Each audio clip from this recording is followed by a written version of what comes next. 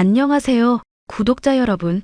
구독과 좋아요는 채널 운영에 큰 힘이 됩니다. 안녕하세요. 저는 40대 중반 남자로 오랫동안 절 힘들게 해오고 마음속 깊이 상처를 남겨줬던 친구를 감옥에 쳐넣은 일이 최근에 있었습니다. 이런 일을 겪어보니 알던 일을 뺀 것처럼 속이 후련하네요. 그 사연을 한번 얘기해 볼게요.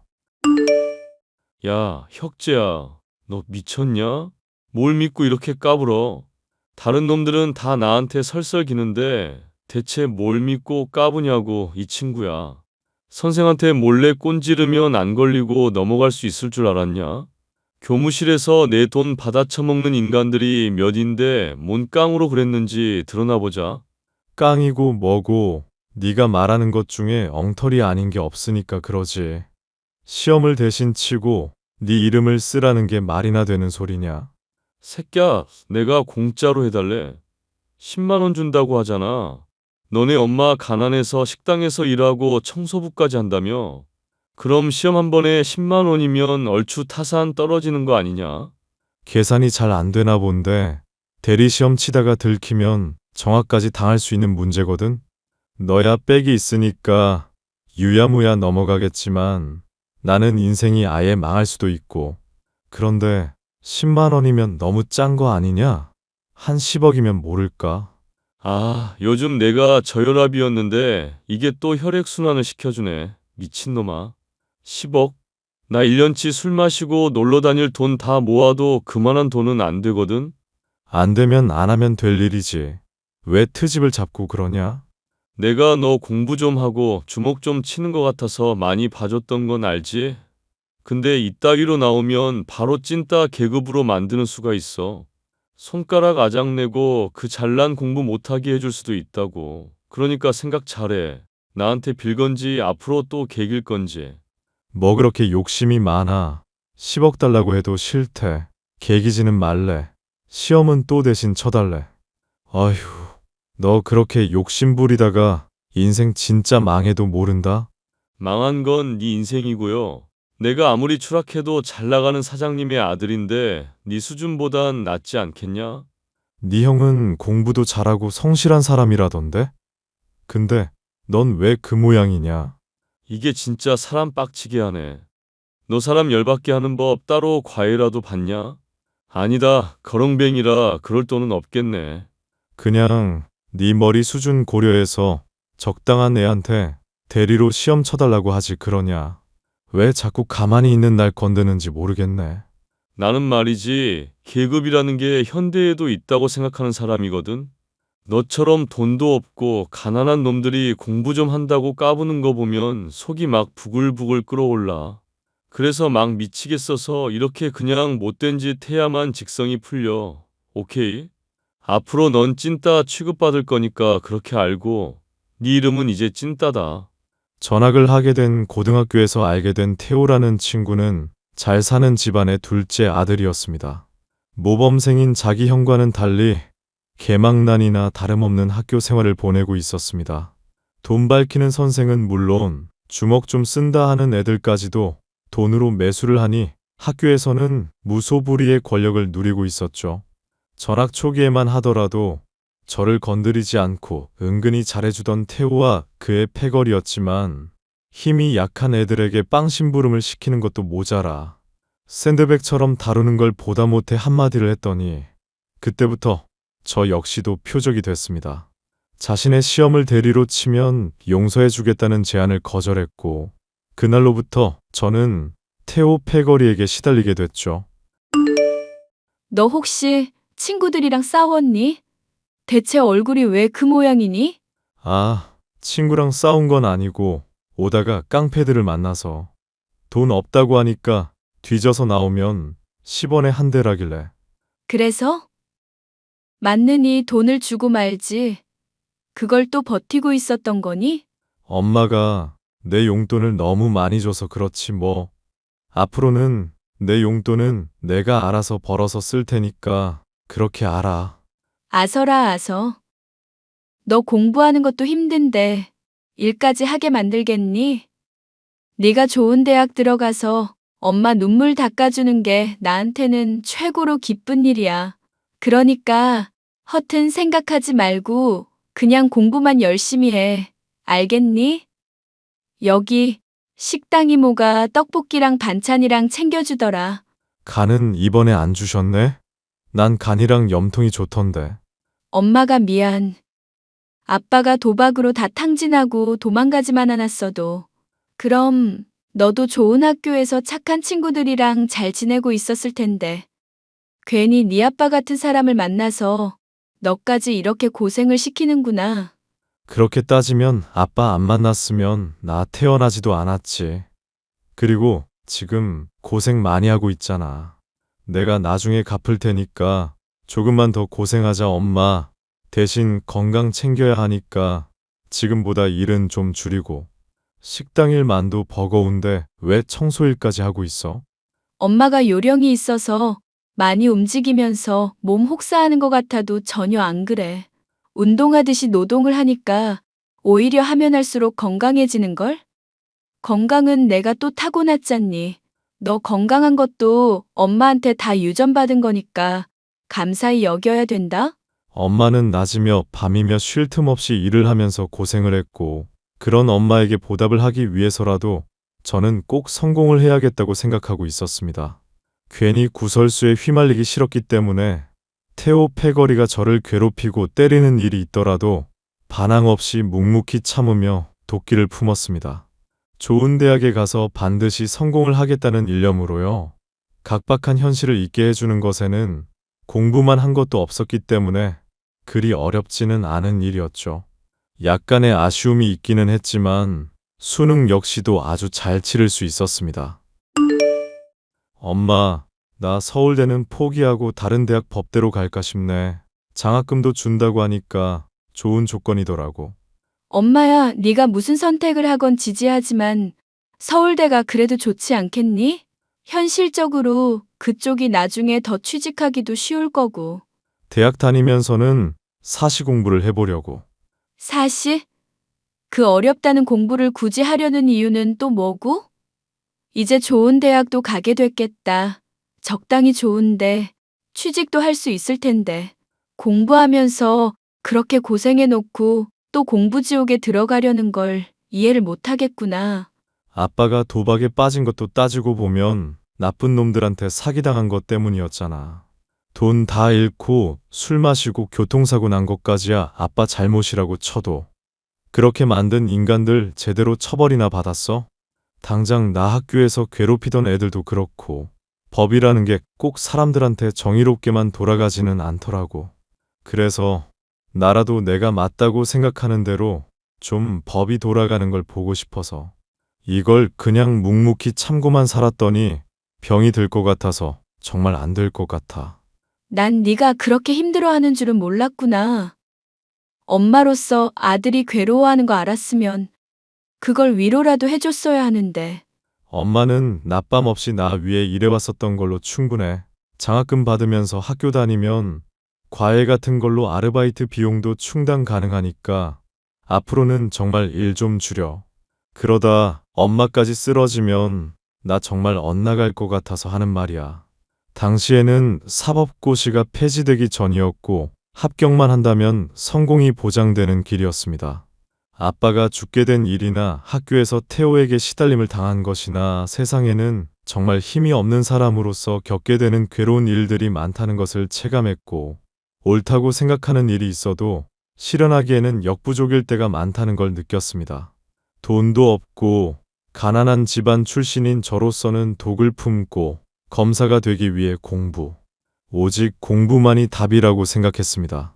하지만 생각했었던 것만 사법고시는 쉽지 않았고 대학을 졸업하고 나서도 사법고시에 떨어지게 되자 포기를 해야 하나 생각이 들고 있었습니다. 이대로는 안 되겠다 싶어 도피 삼아 가게 됐었던 군대에서 쳇바퀴처럼 반복되는 삶을 살다 보니 사시고 뭐고 포기하고 남들처럼 평범하게 사는 게 최선이 아닌가 싶기도 했죠. 하지만 도끼가 빠진 제게 정신이 번쩍 들 만한 일이 생겼습니다. 상병이 되어 나갔던 휴가에서 엄마를 보기 위해 청소일을 하는 병원에 들렀다가 태호를 만나게 된 것이었죠. 오, 이게 누구야? 찐따 아냐? 이 쇠리 이거 완전 군발이 다 됐네. 짬내가 여기까지 풀풀 풍긴다. 여전히 못 지내는 것 같아서 참 보기가 좋다. 지태호, 넌 여전히 막 사는 것 같아서 보기가 안 좋네. 새끼, 아는 척 해줬다고 또 신나서 막 나대네. 솔직히 우리 이제 혈기 넘치던 고등학생들 아니잖아. 성인인데 때로는 참으면서 좀 그냥저냥 넘어가지 그러냐? 그렇게 한마디 한마디 열받는다고 대들면 되겠어. 응? 됐으니까 갈 길 가기나 해라. 가만.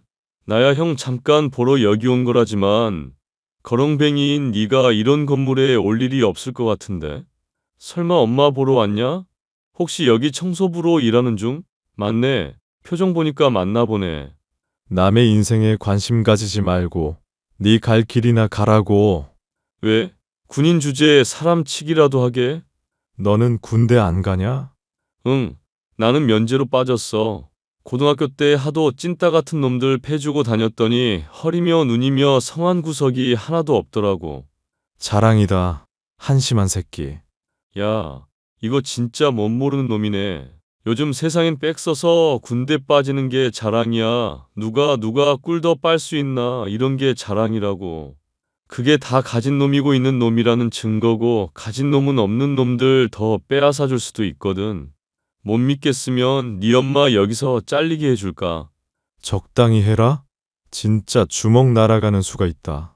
원래 물지도 못하는 개가 짖는 법이라고 그러더라. 야, 내가 인생 충고 하나 제대로 해줄게. 혁진? 뭐 이름은 됐고 찐따야. 네 주제에 맞게 살아. 괜히 더 누리려다가 고꾸라지지 말고. 알겠니?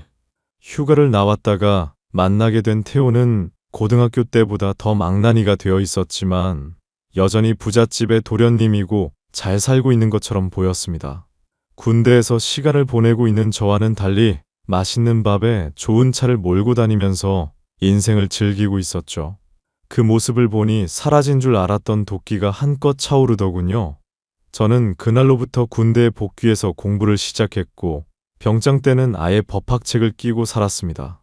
공부에 지쳐 나태해지려고 할 때마다 엄마가 받은 수모에 태호의 얼굴을 떠올리면서 악으로 깡으로 버텼죠. 덕분에 저는 군대를 전역하고 얼마 지나지 않아 사법고시에 합격할 수가 있었습니다. 이게 웬 경사니? 혁재야. 네가 정말로 사시에 패스할 줄은 엄마가 몰랐다. 아니, 알고 있었는데 엄마가 너 열심히 하라고 일부러 그랬던 거야. 알겠으니까 일단 우는 것부터 그만 좀 해봐. 남들이 보면 초상난 줄 알겠다. 내가 오늘 죽어도 여한이 없는데 눈물도 마음대로 못 흘리겠니? 이럴 게 아니라 적금을 깨서라도 너 현수막부터 걸자. 이거 동네의 자랑이잖니. 그치, 혁재야? 어차피 친한 이웃도 별로 없으면서. 그리고 사법고시 패스는 시작일 뿐이야. 연수원에서 좋은 성적을 거둬야 검사도 되지. 변호사로 살아도 사는데 전혀 지장이 없는데 꼭 그렇게 범죄자들 잡는 힘든 일을 해야겠어? 솔직히 나는 지금도 좀 많이 화가 나 있거든, 엄마. 엄마나 나 같은 사람들도 화 낼 줄 알고 감정이 있는 사람들이잖아. 그런데 그런 게 없다는 듯이 대하는 인간들이 너무 화가 나. 길가에 있는 작은 개가 달려들어도 기겁을 하는 게 인간인데. 그것보다 훨씬 강할 수 있는 인간인데도 물지 못한다고 무시하는 게 너무 화가 난다고. 난 그냥 네가 행복했으면 하는 바람일 뿐이다. 앞으로 또 네가 어떻게 살아갈지 모르겠지만 너라면 뭐든지 잘할 수 있을 거라고 믿으니 걱정하지 않으마. 사법고시를 패스한 이후에도 쉬운 일은 하나도 없었습니다. 활자로만 배우던 것과 실제가 많이 다른 것도 문제였지만 사법연수원에서 만난 친구들은 하나같이 똑똑한 이들 뿐이라 경쟁에서 뒤처지지 않으려면 이를 악물어야 했거든요. 가끔씩 흘리는 코피에 열심히 하고 있구나 안도감마저 느끼며 열심히 연수를 받았고 몇 년 뒤에 저는 그럴듯한 검사가 되어 있었습니다. 세상에서 제일 이쁜 아들이라고 저만 보면 행복하다던 엄마는 태도를 바꾸어 매일같이 제게 잔소리를 하고 있었는데요. 아들, 요즘에 엄마가 너 때문에 속이 타들어간다. 나이도 점점 먹어가는데 대체 언제쯤 결혼을 하려고 그러니? 요즘 사건 때문에 정신이 없어서 그래. 인연이라는 게 억지로 만든다고 생기는 건 아니잖아. 운명의 짝이라는 게 있다면서 기다려보랄 땐 언제고 왜 재촉이셔? 내가 재촉을 안 하게 생겼니? 너 나이 이대로 몇 년만 더 지나면 훌쩍 지나서 40대 될 거 아니냐? 그때 돼서 뒤늦게 맘에 맞는 짝 만난다고 치자. 그렇다고 네가 바로 결혼을 할 성격도 아니고 연애하면서 어느 정도 알아보고 결혼할 거 아니니? 잘 안 해. 그러니까 인내심을 갖고 기다려보지 그래. 그럼 엄마 다 늙어 죽을 때까지 손주 손녀도 못 볼 거 아니냐 이거사. 왜 엄마 맘을 몰라주고 그렇게 하루 종일 일만 하고 앉았어. 그러지 말고 엄마 말 좀 들어봐라. 영수 엄마 친척 중에 과일 농사를 크게 하는 분이 있거든. 거기 따님이 그렇게 이쁘고 참하다고 동네에 소문이 자자하던데. 한번 만나라도 보라고. 저번에 사진 보여줬잖아. 너무 예뻐서 내 스타일 아니라고 대답해줬고. 남들은 예쁜 마누라 못 얻어서 난리인데 그게 무슨 말이나 되는 소리니? 결혼을 하기 싫으면 결혼하기 싫다고 차라리 솔직하게 말을 해. 응, 맞아. 결혼하기 싫어. 아직은 그럴 때가 아니야. 아이고, 엄마 눈물을 닦아주는 효자인 줄 알았더니 이제 와서 보니 이런 불효자가 따로 없구나. 남들은 검사 아들 뒀다고 매일매일이 행복하시겠다 이러는데 이게 무슨 행복이니? 잘난 아들이 독신으로 늙어 죽겠다고 아주 고사를 지내는데 이 엄마가 무슨 낙으로 인생을 살란 말이냐? 알겠어. 이번 사건만 끝나면 내가 조만간 선을 보든지 할게. 또 말로만. 응? 말로만? 말로만 아니라 진짜로 명절 때 보러 갈 거니까 음식 너무 많이 차리지는 마. 저번에 남아서 준 튀김이며 전들 아직까지 냉장고에 그대로 있다. 결혼을 하라고 재촉하는 엄마의 소원을 들어주고 싶었지만 사건 때문에 정신이 없었기도 했고 아직은 배우자를 가질 생각이 없었습니다. 당시 제가 다루고 있었던 사건에는 연애 기획사의 연습생이 성폭행을 당한 일이 있었는데 CCTV도 없던 연습실 내에 일어났던지라 마땅한 증거나 증인이 없어 문제 해결이 어려운 중이었는데요. 증인이 되어줄 것처럼 굴던 기획사의 매니저 직원은 도중에 말을 바꿔 증언을 못하겠다고 하는 바람에 골치가 아픈 상황이었습니다. 장민욱 씨, 우리 솔직하게 얘기를 해봅시다. 연습생분이 신고하러 왔을 때 같이 왔었고 아는 것들에 대해서 모조리 증언하겠다면서요? 녹음 파일까지 갖고 있다면서 얘기해놓고 지금 와서 말을 바꾸는 겁니까? 말을 바꾼 게 아니라 제가 착각을 했었던 거라서 그러죠. 피해자가 미성년인데 한두 번 건드린 것도 아니라서 도저히 보고만 있을 수 없었다면서요? 이보세요, 검사님. 솔직히 검사님이야 인생에서 성공하신 분이잖아요. 저는 일개 로드 매니저일 뿐이고 잘 나가는 사람들한테 대들 수 있을 만한 깜냥이 아닙니다. 양심이니 뭐니 그런 거 지켜봤자 대체 뭐 얻는 거라도 있습니까? 저한테 실질적으로 남는 것도 없고 오히려 다치기밖에 더하냐고요. 다치다뇨? 설마 협박당하신 겁니까? 돌아가세요. 하여튼 저는 더 할 말 없으니까요. 몇 번씩이고 이렇게 찾아오는 것도 민폐네요, 솔직히. 차라리 처음부터 아무것도 모른다고 하셨으면 모르겠지만 뭔가 알고 있는 티를 내시니까 저로선 그만둘 수가 없네요. 그리고 오해하시는 게 있는데 저도 양심 그런 거 그렇게 영양가 없는 말이라는 거 잘 압니다. 지켜봤자 오히려 손해만 보고 융통성 없다. 왜 나대냐 이런 말만 듣는 편이었고요. 그래도 검사님은 마음대로 하실 수가 있잖아요. 마음대로 못합니다. 뻔히 범죄 저지른 놈들 돌아다니고 있는데 증거가 없어서 쳐넣지도 못하고 있잖아요. 이렇게 유일하게 증언해 줄 수 있는 사람한테 찾아와서 민폐 끼치는 거 말고는 할 수 있는 것도 없고요. 제가 성공했다고 생각하시는데 저한테 엿먹인 놈들한테 복수하고 싶어서 검사된 놈입니다. 복수요? 검사님이요? 네, 지금도 옛날에 저 괴롭힌 놈들한테 두들겨 맞는 걸로 매일매일 악몽도 꾸고 있고요. 양심이니 뭐니 그런 말로 안 건드릴 테니까 제발 저랑 같이 한번 세게 물어주시죠. 절대 못 물 거라고 생각하고 사람 마음대로 개무시하는 놈들한테 언제까지 무시 당하실 겁니까? 검사님, 그럼 제발 끝까지 가주시겠다고 약속해 주세요. 저요, 협박당했습니다. 이거 솔직하게 다 털어놓으면 어디 산속에 묻어버리겠다고 협박당했다고요. 기획사 사장 그놈이랑 같이 붙어먹는 놈이 있는데 조폭들이랑 같이 다니거든요. 뒷배 믿고 떵떵거리면서 사람 무시하는 것들인데 너무 무섭고 분해서 제가 자다가도 벌떡벌떡 깨요. 그런 놈들 감옥에 쳐넣으셔야 잠도 좀 편안하지 않겠습니까? 네, 맞아요. 아우 씨, 전 잘못한 거 없는데 제가 왜 참아야 하냐고요. 검사님, 꼭 좀 그 자식들 다 감옥에 쳐넣어 주세요. 증거는 제가 다 드릴 테니까요. 심지어 그 뒷배라는 놈이 저지른 뺑소니 건까지 제가 알고 있습니다. 뺑소니 건요? 그건 또 무슨 말이죠? 지사장이라고 여자들 끼고 조폭들 거느리면서 돌아다니는 유명한 놈인데 그 인간이 예전에 음주 운전하다가 사고 친 적이 있었거든요.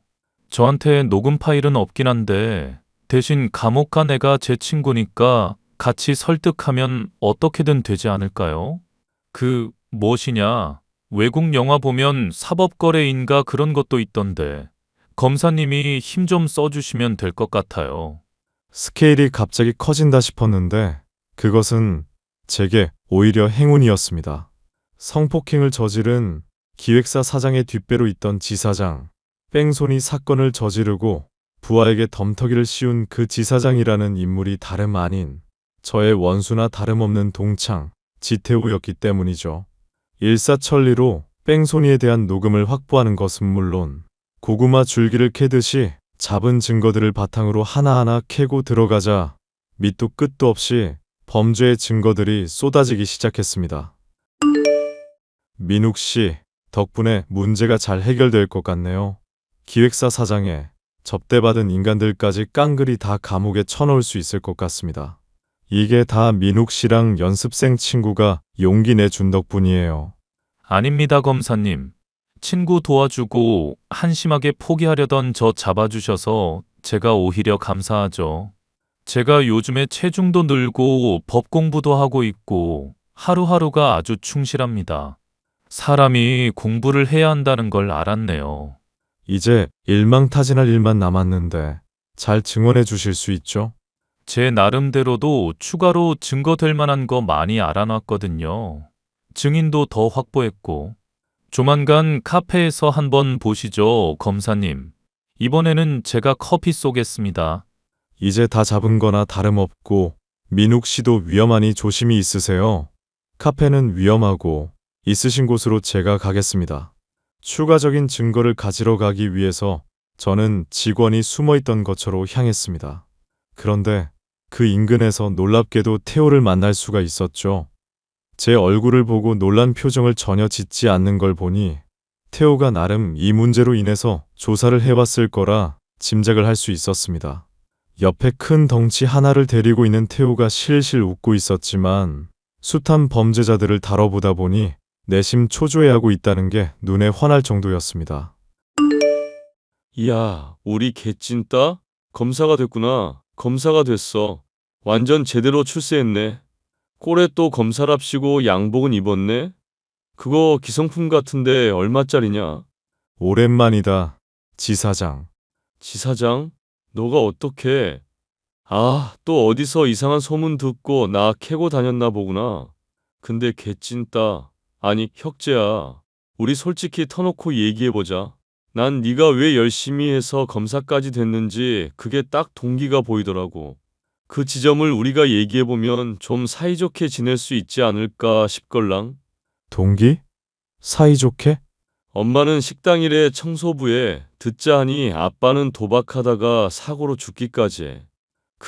내가 너 좀 파봤는데 아주 인생이 파란만장했더만. 그런 상황에서 열심히 공부했다면 당연히 동기가 뭐겠냐? 돈 아니냐? 이 와중에도 돈 얘기냐? 너도 참 대단한 놈이다. 혁재야, 어이 친구, 옛날에 나한테 맞고 다닌 거 검사들한테 소문나면 쪽팔리잖냐? 나한테 처맞았던 것부터 샌드백 신세였던 거 비밀로 해줄게. 그러니까 기획사건은 조용히 넘기자. 잘만 하면 내가 또 너한테 용돈도 줄 수도 있고. 이게 이제는 검사를 매수하려고 하네. 형량을 더해달라고 아주 지랄 발광을 하는구나. 아우, 이것도 검사 짬밥 몇 년 먹었다고 말빨만 늘어가지고. 그래, 돈이 부족하다 이거네. 얼마면 되는데? 손가락으로 조용히 표시해봐. 모자라면 그냥 말로 하고. 내가 돈지랄로 너 천국 보내줄게. 응? 천국은 무슨 지랄을 하고 있네. 난 그럼 너 지옥 보내줄게. 이 새끼야. 뭐? 네가 날 무슨 권한으로? 뺑소니에 횡령에 살인사주에 폭행해. 야, 열거하는 것도 힘들다. 그냥 조용히 서로 따라와라. 그리고 여기 증인집 근처에는 왜 왔냐? 뭐 협박이라도 하게? 야, 조져. 얼씨구 미친놈. 태호와 옆에 덩치가 같이 달려들며 주먹을 휘둘러 왔지만 몰려다니며 사람 협박이나 하는 것들에게 당할 이유는 전혀 없었죠. 겁도 없이 달려드는 둘을 박살내주고 경찰을 불러 현행범으로 체포까지 했습니다. 얼마 뒤 저는 감옥에 있는 친구를 면회하러 갔습니다. 야, 콩밥은 맛있냐? 얼굴은 좋아 보이네? 혁재야, 나 정말 반성하고 있어. 내가 어떤 잘못을 저지르면서 살았는지 정말 뼈저리게 알았다고. 이번엔 감옥살이 대신 해줄 사람 못 구해서 많이 힘들지? 새끼야, 나 놀리지 말고. 나 정말 여기서 숨 막혀 죽을 것 같다고. 너 검사잖아. 나 풀어줄 수 있잖아. 죄목이 그렇게 다 드러났는데 뭔 수로? 징역 12년 출소시키는 건 검사 할아비도 못해, 임마. 그러고 보니까 너 이제 내 이름 잘 기억한다? 찐따니 혁진이니 막 바꿔 불렀었잖아. 혁재야, 혁재 형님, 응? 제발 저 한 번만 풀어주세요. 좀만 깎게라도 해주세요. 저 정말 착하게 살아왔고요. 제가 나서서 사람들 해코지 한 적도 거의 없어요. 그렇겠지. 남 시켜서 나쁜 짓 해왔으니까. 그리고 임마, 내가 왜 네 형님이야? 내가 조폭이냐? 하여튼 이거 말하는 거 보니까 아직 정신 못 차렸네. 감옥에서 좀 더 썩고 있어. 콩밥 골고루 잘 챙겨 먹고. 수고. 혁재야, 혁재 형님, 검사님. 저 감옥에서 이렇게 썩을 수 없다고요. 형이 그럼 내 재산 다 먹을 텐데 그거 못 두고 본다고. 자신의 배경을 믿고 힘을 마구 휘둘러 오던 대가를 저의 친구는 제대로 치르게 되었습니다. 본인이 저지른 죄의 대가를 치렀을 뿐이니 동정의 여지는 전혀 없었죠.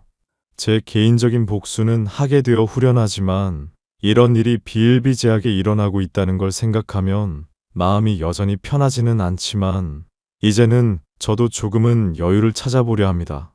선을 보라는 엄마의 재촉에 한 번쯤은 응해보는 것으로 시작을 해볼까 싶네요. 사연 끝까지 들어주셔서 감사합니다.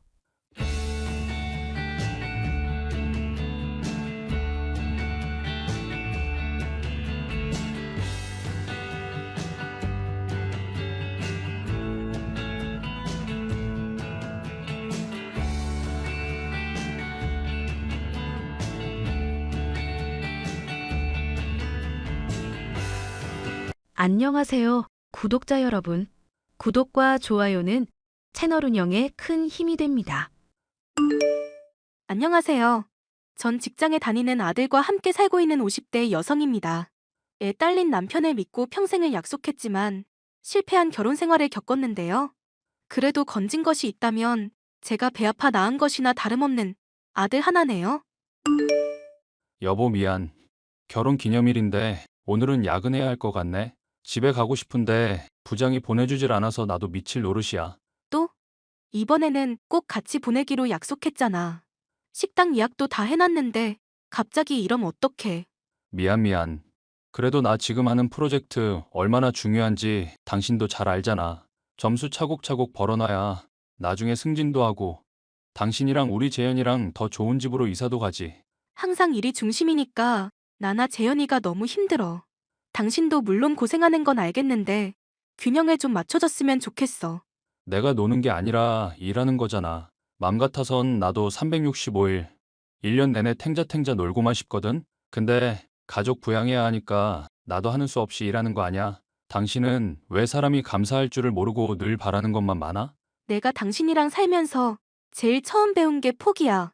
애 딸린 이혼남인 고아인 당신이랑 결혼하겠다 할 때 내가 얼마나 부모님 반대에 시달렸는지 당신도 잘 알잖아. 부모님 사랑받는 딸 되는 거 포기하면서까지 당신이랑 결혼한 거야. 심지어 당신이 휴일까지 반납해가면서 야근 1년 내내 해도 싫은 소리 한 적 언제 있어? 딱 하루 결혼 기념일만이라도 오붓하게 보내자는 게 힘든 일이야? 아는데 나도 사정이 안 되니까 그러지. 또 무슨 회사가 그러냐고 나한테 따지지 마. 나도 이 지옥 같은 회사에서 벗어나고 싶은 사람이니까. 당신, 처음 나한테 고백할 때만 해도 뭐라고 했어.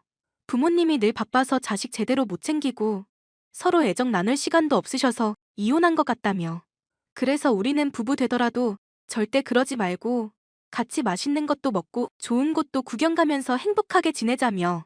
그 행복한 시간 만들기 위해서 쓰는 돈이 어디서 나오는데? 내가 다 일해서 나오는 거 아냐? 우리 미래를 위해서 투자하는 거잖아. 왜 이 간단한 얘기를 이해 못해? 물론 돈도 인생에서 중요하다는 거 나도 알지. 근데 당신처럼 야근을 매일같이 하고 그러다 과로사로 훅 가버리면 건강 걱정되니까 제발 다른 회사로 이직을 하든지 하라고. 건강 걱정하면 이런 잔소리부터 그만두도록 좀 하자. 인생은 뷔페가 아냐? 원하는 거 양껏 다 집어먹을 수 없다고. 접시 크기가 정해져 있는데 거기에 필요한 걸 골라 담아야지. 거기에 난 동생 시연이 자립하는 것도 돌볼 의무가 있고. 거기에 우리가 함께 할 시간 한 젓가락 담아달라는 얘기야. 그건 내가 나중에 일 못하게 되면 얼마든지 가능한 일이잖아. 정년 퇴직하면 남는 게 시간일 텐데. 안 그래? 재현 아빠, 나랑 놀이공원 언제 처음 갔는지 혹시 기억나? 그때 우리 참 재미있었잖아. 안 무섭다더니 당신 바이킹 타면서 막 벌벌 떨고. 하도 무서워하니까 덜 무서워하라고 나도 괜히 겁난 척 했던 거야. 사람 참 별걸 다 기억하고 있네. 그런 순간이 그리워서 그래. 앞으로는 그런 행복한 시간들 더 많아질 거라고 약속할게. 우선 우리 재현이랑 당신이랑 좋은 집 장만할 때까지만 좀 참아줘. 엄마 아빠 사고로 잃고 나만 바라보는 시연이도 내가 책임져야 하는 입장이잖아. 사랑 때문에 갓 대학을 졸업했던 저는 애 딸린 30대 남자와 결혼하게 됐는데요. 하지만 일 때문에 늘 바쁜 남편 때문에 결혼 생활은 외로움의 연속이었죠. 당시 초등학교 3학년이 되던 아들이 엄마 하면서 잘 따라줬던 덕분에 외로움이 그나마 희석될 수 있었어요. 10년 뒤 남편은 직장에서 나름대로 탄탄하게 자리를 잡았고 전보다 훨씬 더 많은 돈을 벌게 됐지만 여전히 일에 빠져 가정을 제대로 돌보지 않았는데요. 남편의 내조에만 신경 쓰던 제게 유일한 친구는 옆집에 사는 시누이가 전부였습니다. 시연 아가씨, 오늘은 날씨가 좋은데 같이 영화나 보러 가실래요? 저 맨날 언니랑만 놀아서 남자 만날 시간이 줄어드는 거 아시죠? 혼자 지내는 거 이제 지긋지긋하니까 저도 남자 만나고 결혼도 해야죠. 꼭 좋은 남자 만나셔야 해요. 목소리 좋고 일 열심히 한다고 반하지 마시고요. 결혼 선배로서 충고하는 거예요. 사실 오빠 같은 남자랑 만나면 최악이긴 하죠. 어떻게 사람이 그렇게 맨날 바쁜가 몰라요. 일 중독도 어느 정도여야지. 어떻게 언니 같은 여자를 집에 두고 껌딱지처럼 직장에만 붙어 있대요? 재현 아빠 얘기할수록 심란하기만 해요. 저번에 봐둔 이쁜 옷 제가 사줄 테니까 괜히 튕기지 말고 같이 놀아요. 소개팅할 때 입으면 남자들 좋아할 테니까. 에이, 저 집에서 해야 할 일도 아직 많은데. 홈페이지 작업 일정 이제 다 돼가서요. 프리랜서 좋은 게 뭐겠어요. 놀 때 놀고 일할 때 일하는 거잖아요.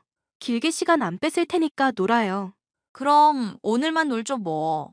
아가씨는 웹디자인 프리랜서로 일하면서 하루 종일 집에만 있었는데요.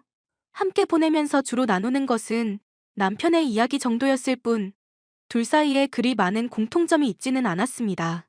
사실 웹디자인 일은 어떻게 하게 됐는지, 취미는 무엇인지 아는 것도 별로 없었죠. 함께 많은 시간을 보내며 어울렸지만 신우이라 그런지 묘하게 거리감이 있었달까요? 당신 시연이 요즘 뭐하고 지내는지 혹시 좀 아는 거 없어? 아가씨야 늘 평상시대로지. 왜? 아니, 뭐 달라진 거. 당신은 가까이 있으니까 느껴질 거 아냐? 여자들끼리의 비밀이라든가 여자의 촉? 뭐 그런 거 없어? 무슨 얘기인지 도통 모르겠네. 알아듣게 말을 해, 재현 아빠. 그러니까 남자 요즘 집에 들인다거나 그러지 않냐고. 아님 밖에 싸돌아다닌다거나. 딱히 그런 건 없는데? 진짜 없어?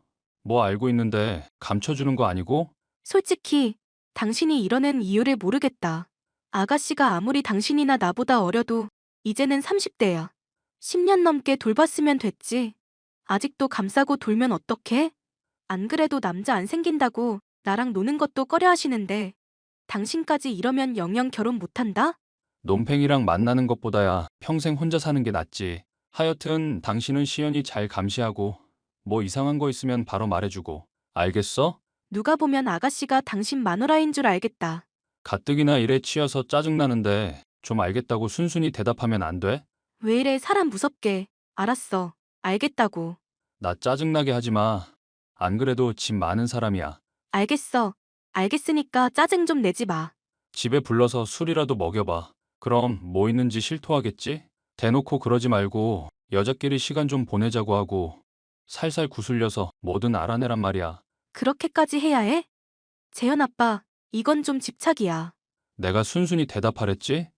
하나뿐인 내 동생 내가 평생 책임져야 하는 거 몰라? 직장에서 승승장구하고 있음에도 부쩍 예민해진 남편. 아무래도 신우이의 남자 문제로 많은 고민을 하고 있는 듯 했는데요.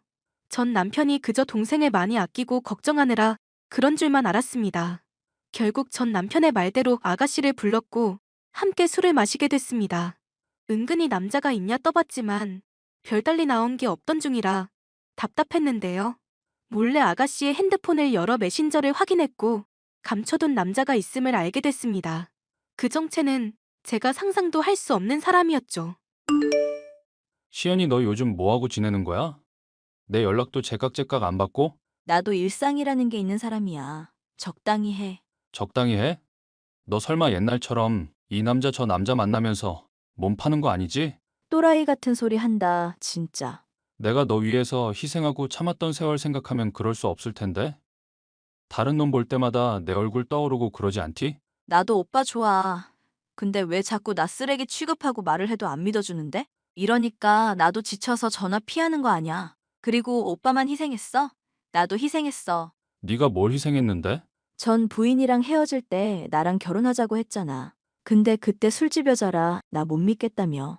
그래놓고 다른 여자랑 결혼하더니 옆집에 살게까지 하네? 겉도 모자라 신우이인 척 거짓말까지 하게 하네? 이러니 내가 안 미치겠냐고. 내가 정말 사랑하는 건 너뿐이다. 그건 네가 무덤 갈 때까지 믿어줘야 해. 언제까지 아내 속일 생각인데? 나도 이제 이 생활 더는 못하겠어. 지긋지긋하다고. 그 미련 곰탱이 같은 여편네는 아무것도 모를 거니까. 내가 묻는 질문에나 대답해. 남자 있어 없어? 있으면 어떡할 건데? 어차피 전 부인이랑 헤어지게 할 때도 난 불륜녀였고 지금도 마찬가지로 불륜녀야. 여기서 내가 다른 놈이랑 놀아난다고 더 나빠질 것도 없을 것 같은데? 와, 우리 시연이 불륜 한 길만 꼿꼿하게 걷는 지조 있는 여자네. 이렇게까지 대단한 여자인 줄 알았으면 내가 꼭 잡았어야 했는데. 비꼬지 마. 나 쓰레기 취급하는 오빠야말로 쓰레기지. 애 딸린 이혼남 결혼해줬더니 불륜에 없는 시누이까지 만들어서 옆집에 이사오게 하고 길 가는 사람 붙잡고 물어볼까? 야근에 출장 핑계로 열심히 일하는 척 옆집 상간녀 찾아가는 인간이 있다고? 100이면 100, 오빠가 더 쓰레기라고 하지? 어차피 불륜녀에서 더 불륜 저지른다고 더 나빠질 거 없다며? 똑같이 쓰레기인데 뭘 금 나누고 있어.